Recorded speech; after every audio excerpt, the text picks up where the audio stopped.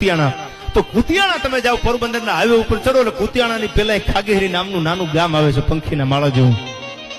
આ બેનું દીકરીઓને જીવતર જીવવું હોય તો કોક દીક આવી કથાઓ વાંચી લે એટલે જીવતરના જોક તમને જીવવાની મજા આવી જાય ભાઈ. એ કુતિયાણાની બાજુમાં ખાગેશ્રી નામનું પંખીના માળા જેવું ગામ. અને મુળુભાઈ એક હાવ નાનો માણા, હાવ ગરીબ માણા, હો કાંઈ ન મળે, માલધારીનું નેહડું નાનું એવું, હાવ ખાલી માણા, હાવ ગરીબ માણા. અને એમાં એને મોટી બીમારી થઈ એ જમાનામાં.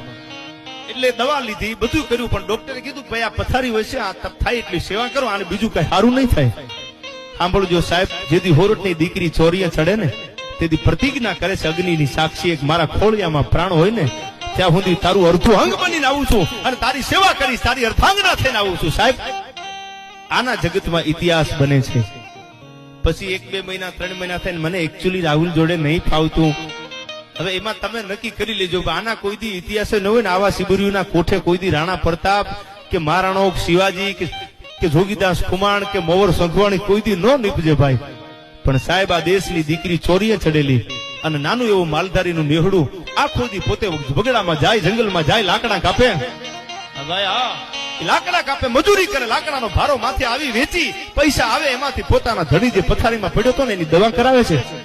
આમાં 1 દી, બીજો દી, ત્રીજો દી, 6 મહિના, 12 મહિના, 2 વર્ષ ઉપર વર્ષ હાલે જાય છે ભાઈ.